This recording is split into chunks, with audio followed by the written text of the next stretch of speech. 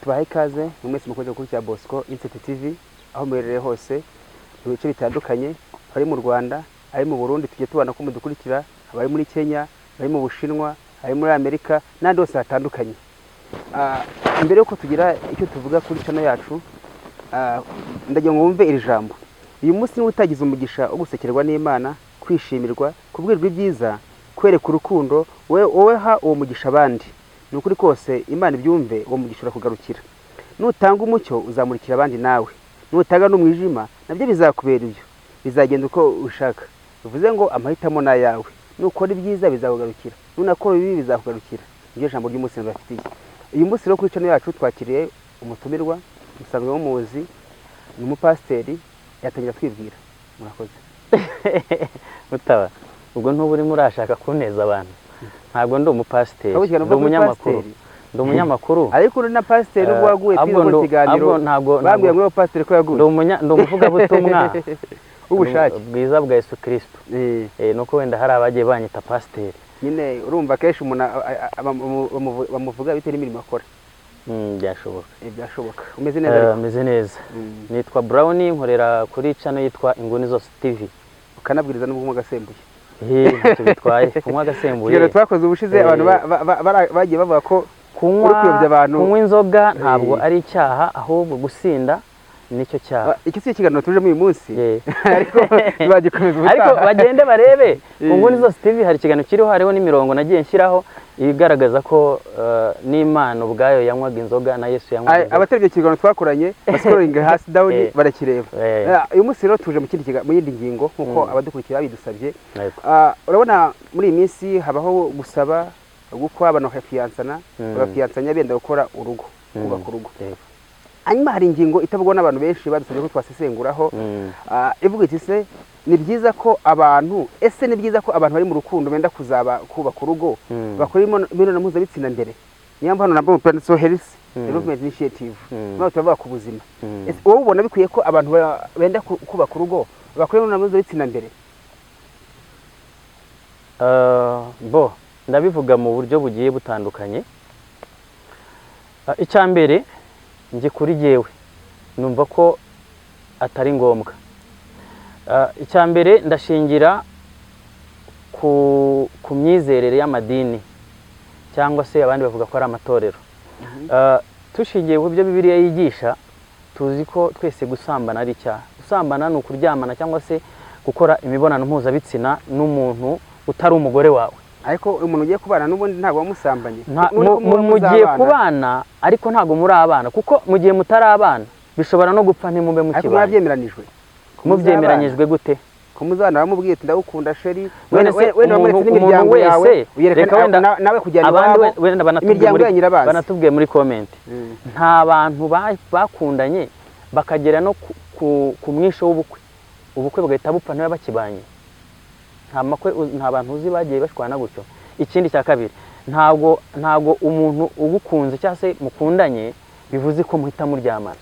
Kandi rimwe na rimwe n'ubundi akenshi ukundana n'umuntu rimwe unamusezeranya ko muzabana, ariko bigenda. Imiryango yanyu yarabibonye, imiryango ibyo ntabwo ari ibyo nta shingiro bifite. N'abavandimwe barabizi. Nje nshobora gukundana n'umukobwa wanyumvishije, nkajya kumwereka iwacu nawe akajya kunyereka iwabo, ndetse twerekana mu miryango no mu nshuti, ariko finally bikaza kurangira ankwepye cyangwa ajye mukwepye. Cyane ko umuntu ashobora kugukunda afite target kuri wowe, afite icyo ari kugushakaho, cya kintu yabona atazakibona cyangwa se yabona atari kukibona agahita kwanga. Ese ubundi uramutse ukuze umukobwa ntimubikore imbere ngo umenye niba gahunda ari televye, muramutse mukoze ubukwe mu gisharagati mu bukwe aho mwakoze, Imana yaremye umugabo, hanyuma mugasanga nta gahunda hasi itariho gute se? Ni uwuhe muntu ubaho udafite igitsina? Birashobora ko bwaba ari ubumuga bwo kutagira igitsina. Ntabwo ubumuga bubaho, ahubwo habaho yuko ushaka kugira ingingo runaka wenda ifite ikibazo, ariko iyo ngingo uba uyifite. Hanyuma ugezeyo ugasanga iyo ngingo ifite ikibazo, aho ntibyatera divorce.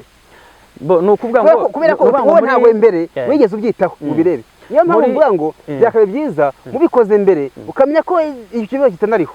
Oya, ntago byose biterwa n'ubwumvikane.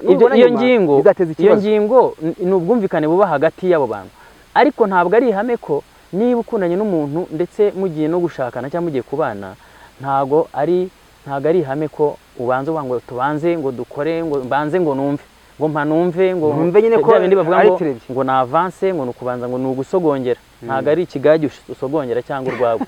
Urumva ibi bintu ni ukuvuga ngo iyo mukundanye n'umuntu ukagera ubwo wowe umutima ukwemeza yuko uyu muntu ugiye umubana nk'umugore n'umugabo, cyangwa se ni umugabo ku ruhande rumwe cyangwa umugore, icyo gihe ubivuga cyangwa se ubyemeza udashingiye ku gitsina afite, kuko ntubarakibonye. Nese wateretse umuntu afite igitsina wowe banza nyine wumve. Wenda kubaza hari utakigira se ushaka kubikwepa kubera iki ari ubushakashatsi wakoze. Nta muntu utagira niba wabaho mutabazi niba habaho ubumuga bw'ingingo ubaho, sibyo? Kuki n'ibindi byo bitabaho. Iyo rero habaho, niba uzi ko ufite ubumuga cyangwa ufite icyo kibazo, habaho kubiganira mbere yuko mubana. Kandi ikindi cya kabiri, ntabwo waba ufite ikibazo ari wivuga mabi ameza hari, ntabwo waba ufite ikibazo cy'igitsina uzi ko ugiye gushakana n'umuntu muzabana, waba uzi ko utabyara wenda warabimenye, ukirirwa ujya gushaka uzi ko utazabyara. Kabati nimara kugira mu rugo nzavuga ko ikibazo ari uriya batangiye guterana agapira. Ariko icyo gihe habaho kumvikana, hakabaho no kujya kwivuza iyo ari ikibazo cy'umwe muri bo. Ariko bemera ko abantu bashaka niba bayita imibonano mpuzabitsina ari cyo bagamije, ugeze ugasanga ntacyo afite, wabigenza ute? Kandi kubera ko wanze kubireba imbere. N'ubundi icyambere gihuza umugore n'umugabo nk'uko Scovia yigeze kubivuga, yaravuze ngo ikintu cyambere gihuza umukobwa n'umusore cyangwa se umugabo n'umugore ni imibonano mpuzabitsina. Aha, ni imibonano mpuzabitsina. None kubera iki mutabikora mbere kugira mumenye ko ari terebye ejo utazicuza wamwamaje kurugeramo? Erega urumva Mutabazi, ahangaha ntago nanone mbihakana 100%, kuko nakwe ngo biba hagati y'ubwumvikane hagati yabo, ariko ntabwo ari ihame yuko niba abantu bagiye kubana ngo babanza kuryamana cyangwa babanza gukora sex. Kugira nyine umanze umenye ko ari sawa. Aiga nabamenye ko none se uko ejo hari defona ushaka kuzakubonaho igatuma mutandukana kubera ko utamwimweretse mbere. Iyo ugiye kubana none se ntiwemeye ko abantu bagiye gushakana babwizanye ukuri? Yego nyine bagomba kubwizanya ukuri. Kwa kuri niba mukorana byose bagomba kubwizanya ukuri, kandi ukagenda uzi neza yuko uri muzima, ukagenda uzi neza yuko nta kibazo ufite, kuko ugiye kubana nawe uba waramukunze igitsina cyo utarakibona. Kuki ushaka kugira ngo nikibuganishaho burya iyo mukundana burya nicyo kiba gikurura. Reka bundi mbere yo kugira ngo tubanze kuvuga ngo ese umukobwa n'umusore iyo bagiye kubana bagomba kubanza kuryamana kugira ngo bumvane cyangwa mwamenyane n'undi. Mwumvanemo. Biriya bintu biretuma urukundo rwiyongera. Ntabwo icyo ngicyo ntabwo ari ryo shingiro ry'urukundo. Sibyo nshishikariza abantu, ariko bituma urukundo rwiyongera. Kuko mumenye neza cyane. Kuki ukundana n'umuntu muri mutarakora iyo mibonano? Kuki ukundana n'umuntu mutarayikora? Aha, ariko ugira umureshye muzajyaho mubikore kandi arega uwo muntu ntabwo urukundo rusanzwe n'umuntu mugiye kuzabana. Ni ikimenyetso kigaragaza ko mugiye kubana. Cyangwa ni ikihe gihamya kubyereka abantu nakubwiye yuko ibyo hanyuma ndakubaza kubera icyo wumva ko uzi ikintu nashingiraho. Umukobwa n'umusore iyo bagiye kubana wenda hari kujya gufata irembo, sibyo? Hari n'abajya gusaba mbere yuko bajya gukora umurenge. Uretse ubu ngubu usigaye mbona babikombena bakabikorera rimwe umunsi umwe. Ariko buriya hari ibintu bituma wenda ushobora kuba wakwizera umuntu ko wenda ari mu nzira zigana ku mubano. Icyambere niba umusore ahoremera ko byabaho noneho uretse nyine nkwereke kuri final aho bigomba kuba. Umusore akujyanye iwabo, nawe umujyanye iwanyu. Ababyeyi barabizi, imiryango iramenyanye n'inshuti zanyu. Icya kabiri, umusore ateye intambwe agiye gufata irembo, sibyo? Hanyuma noneho bari muri procedure zo gukora umurenge, ariko ntibiraba. Bivuze ko nubwo muri guporopoza kubana, ariko ntabwo uwo muntu araba umugabo wawe, n'uriya ntaraba umugore wawe. Noneho mugeze ku rwego muvuze ati tugiye mu murenge.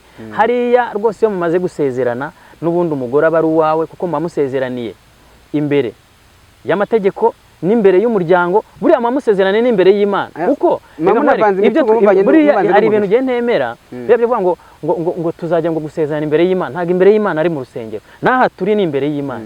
Bivuze ngo rero umuntu hariya wemerewe mbere ko mujye mu mategeko utayobya abantu utaragira mu mategeko. mukundana mutembera musohokana mujya muri piscine hariya nta kintu kiba cyari bwemeze yuko ubundi arabikwimira iki reka nkwereke ndakubaza arabikwimira hariya hantu hari hari Bibiliya buriya ni nayo mpamvu ubona leta Bibiliya no mu rukiko barayikoresha warubizi ndakubaza ngo reka nkwereke reka nge ntunce mu ijambo nkubwira akantu kamwe sibyo na Paulo yigeze kubivuga mu yandikira abakorinto aravuga ngo niba urarikiye umwari kandi ukumva iryo rari ryawe rishobora kuzagutera kumukorera ibidakwiriye mufata umurongore kuko nta cyaha uzabukoze icyo yashaka kuvuga ni iki uretse nkubwire nyine bigusobanura aha hantu niyo mpamvu uyu munsi iyo ushatse umugore mutagiye mu rukiko cyangwa mutagiye mu murenge ntago leta iguhana wabyumvishije ibi bintu biremewe muri sosiyete kuko kuva na kera n'ubundi abantu barabanaga wumvikanaga n'umuntu mukabana nuvuga ngo niba wowe ushaka ufite amatsiko cyangwa wumva ushaka kugira gute ufite gushyugumbwa gukora sexe nawe mufate umutwaro umujyana umugira umugore wenda iby'umurenge unabikora hanyuma akora igihe usaga atabyemera akabati ngenza nzagenda nkoza ubukwe icyo gihe rero urabyihanganira kugeza ryari kugeza icyo gihe hanyuma se nubundi kari ibyawe abakwimira iki oya ni ibyawe gute se kandi nubundi muzabana akabiguha muzabana nyine ni ikihe gihamya aramutse bikwimye ukabyihanganira mugakora urugo mwagiye mugasanga mugane ya ndirimbo ngerega shenge ndi kimwe na Yohana reka nkubwire ikintu mutabazi reka nkumvishe reka nkwereke imyumvire abantu bamwe bafite abasore bafite cyangwa se abagabo bafite muri iyi minsi hariho ibintu wenda urabona social media isigaye yigisha amoko y'ibitsina asigaye yigisha ibijyanye no guca imyeyo asigaye yigisha no kubaka ingo n'iki n'iki ariko usanga bamwe mu wenda bitewe n'ababa baragiye kwanza reka nkwereka ahantu ibintu bituruka kuba usanga nk'umuntu w'umusore yaragiye agira ibintu byo kugenda akunda n'abakobwa asambana nabo akunda n'abakobwa asambana nabo wabyumvishije noneho akazageraho akumva ko n'uwo bagiye kubana bati rero numvishije ibintu bitandukanye none ndashaka nawe kubanza numve niba nawe mbe kari sawa ariyo mpamvu ajya gushyira mu bana ariyo mpamvu ajya gushyira mu bana namara kubona ko urega buriya n'inzoga usogongera umwenzi yenze nabi ukagenda ugasogongera ahandi ukumva yenze nabi aho ugeze ukumva yenze neza urashimuka gufata igiciro witi upera ariko mutaba uretse by'iki gihe umuco wacucitse umuco wacitse ubundi kera mu batubanjirije ariko umuco urakura uretse nyine ariko uyu munsi nta muco uhari kera nta mugore aryaga ihene isaha barazirya ariko aka kanya ntabwo bavuga ngo simubatire ku muco kuko twebwe igihugu cyacu na sosiyete y'abanyarwanda n'ubwo wenda hari imico y'abazungu yagiye itwinjiramo sibyo nk'uko iterambere rigenda riza ariko noneho n'iterambere ariko uyu munsi n'ubundi turacyafite umuco kuko dufite igicumbi cy'umuco ni ukuvuga ngo kera umusore yajyaga nako ntago ari wajyaga kurambagiza bajya kumurambagiriza bakamuzanira umukobwa uri isugi ikiganiro twakozeho ni ukuvuga ngo kera hari uburyo barambagizaga hari uburyo umukobwa yabonekaga umuryo kurambagiza undi ariko umuco urahindutse uyu munsi hanyuma kuki bazanaga umukobwa wasanga rimwe na rimwe umukobwa yarifashe ibyo bya kera nabyumva byarashobokaga hari n'igihe banakuzaniraga umukobwa utanamuzi noneho bawushyize mu rugo iwawe noneho rero umugeni rongo noneho uyu munsi niba umuco waracitse uyu munsi muri uyu munsi se ababyeyi ntabigiramo uruhare ndetse n'abaranga mwe murirangira ubwanyu none se ubu akano kanya noneho mu muco w'iki gihe hari umuco uhari wo kuvuga ngo niba ugiye gushaka banza wumve umuntu ugiye gushaka ariko nta n'ikibihana muri yamenye nta kibihana ariko ibyo bintu ndetse ibyo bintu ni ngombwa ikindi rega ingingo turiho muri ko muremeranya ko muzabana arabizi arishuwa ko mugiye kubana ariko arishuwa gute kandi twaragiye tugenda tubona abantu benshi tubona amakupure menshi sibyo amakupure menshi agira gutya ugasanga bari muri fiançailles ngo bateye ivi sibyo ibyo gutera ivi ngire ngo nibyo basigaye barisi nko gufata irembo nyuma yo gutera ivi ugasanga ibintu birapfuye umuntu apfukamye umukubitiye ikivi neza uramurebye abantu barahurira biriya bintu nabyo ntabwo byari mu muco nyarwanda nyine mu mucukura sibyo ubundi hakabaye ari nk'umuco akabaye umukobwa ari gupfukama imbere y'umugabo ariko noneho umugabo niwe uri gupfukama imbere y'umugore ariko ibintu ni imico y'abazungu twebwe twadukanye umuco nyarwanda ntabwo byabaga niyo mpamvu rero njye numva aho kugira ngo ejo ubundi se ibi bintu byaje byaturutse byo kuvuga ngo umuntu ngo niba mugiye kubana nk'umugore ngo ubanze wumve urumva iki wumva uko ameze se si umuntu ntumubona none se mugiye kubana kubera mu maso afite mugiye kubera nyinshi afite haje akazuba kenshi sibyo ariko reka nkubwire reka wenda se nkaho mvuga nsangiye mfashe ku mwanzuro wanjye ubwo n'abandi bazagenda batubwira muri comment ko ni ukuvuga ngo sibyo ntabwo ari ihame sibyo nta nubwo ari ngombwa aho kucyumva katari ngombwa ubundi kabazabikuzanira wakwitonza akazabikuzanira yabigwaye mbere abiguha mbere se uri umugabo we iki tuzaye inshuti wa mugabo ntukiraga oya nkubaze kandi amaboko azagura urabonera mwiramukanye reka nkwereke niba umukobwa kano kanya yifashe akavuga ati jewe ngiye kurinda ubusugi bwanjye njyewe nzabuha umugabo tuzashaka ikibazo nta gukira hari n'igihe usanga byanze kandi n'ubundi asanzwe hana abandi uretse nkwereke reka tubikore reka tuvuge ku muntu wenda utabikora ngiye kuvuga ku ruhande rumwe rw'umuntu utabikora utarabikoze mvuge no ku ruhande rw'umuntu ubikora ni ukuvuga ngo umuntu niba yaravuze ati jewe mbitse ubusugi bwanjye nzabuha umuntu tuzabana hanyuma wowe ukaza umushukashuka ngo tugiye kubana ngo tugiye warangiza ukamwangiriza ubusugi ugahita umukwepa aho hantu ntuzamuteye igikomere urumva harimo ikibazo ariko nanone reka tuvuge yuko hari abakobwa utamukwepye mu kabana icyo gihe utamukwepye mu kabana ariko ni gakeya icyo cyizere waba ugikuye he kandi uryo mu bikoze nibwo icyizere kiyongera oya ubu ngubu hari abakobwa benshi uzumva ko bafite nabo imyumvire bavuga ko ngo iyo uryamanye n'umuntu ngo ahubwo ahita kwanga impamvu babikora nuko hari abantu bamwe na bamwe babikora ariko n'abandi babiryamana kandi bakabana umukobwa aribyo nkubwira akwicuza akavuga ati nk'ubu nabikoreraga iki nabikoze ndi ku cyizere cy'uko uyu muntu wenda azangira umugore ariko none dore arankwepye akagira gute iki kintu ahitagira nk'iki ahitagira n'ifata kibanza baguhaye bati abantu uyu munsi bafite ihungabana ryatewe n'ibyo bintu yabitse ubusugi bwe aravuga ati nzabuha umugabo wanjye uwo uramushutse ngo tugiye kubana umushukishije utwo tuntu rumwe na rimwe umutereye ivi umweretse inshuti none se ukanamutera n'inda warangiza ukanamureka wabyumvishe ibyo bintu biri mu bimwe byagiye bitera abantu ibikomere n'uyu munsi ariko noneho ngiye kuvuga ku rundi ruhande rw'umukobwa we nuvuga ngo umusore bakundanye uwo ari wese bararyamana umukobwa ari wese bararyamana uwo bakundanye atanavuga ko azanamushaka bibereye mu bintu byo kwishimisha bararyamanye nk'uwo mukobwa ntabwo ubundi nta nubwo yakabaye mukundana munavugana kuko n'ubundi hari abo yahaye batigeze banamusezeranya umubano noneho wowe muri procedure zo kubana ahubwo icyiza nuko yakubwiza ukuri muri kwa kundi muganira wenda uvuga uti ese wari bwabikoreho wari bwaje ukakubwiza ukuri bati jewe narabikoze ntekereza yuko umukobwa wakubwiza ukuri turiho akubwije ukuri ko yabikoze naryamye n'abagabo nka 3 cyangwa 4 aho ntibyatuma avuga umwanga uti umuntu ntwaye n'indaya n'ubundi uzacunge umukobwa nubwo yaba yararyamanye n'abagabo 100 urumva we iyo muri gahunda ya fiancé ushaka kumujya akubwira yuko kuva yaba habikoze nka 2 urumva rimwe wazajya kuranya ugasanga wagira ngo abyaye nka 5 ariko urumva ariko byibuza barakubwiye yuko yabikoze atari isugi sibyo kuko n'ubundi nawe niba akubwiye yuko yakoze imibonano mpuzabitsina ntago nawe ntuzamenya ngo yabikoze nabangahe ntago wajya kujaginga nta gipimo so ntekereza ko rero wenda kuri urwo ruhande kuri iyo ngingo twariho tubona ku musozo w'ikiganiro se wumva nk'izihe ngaruka zabaho ku musore n'umukobwa bakora imibonano mpuzabitsina bitewe gushinga urugo ariko batararwubaka nibyo ngi kukubwira ngo umusore nawe uzajya kugusaba rimwe ngo mubanze ngo banze yumve nuko aba hari ahandi aba yaragiye yumva abazi ibiryoshye ni ibi bimeze gutya ni ibi bicimye ni ibi bitameze gutya ni ibi rimwe na rimwe abagiye anagenzura ngo amoko yabyo ngo nawe arebe cyangwa ubwoko bwacyo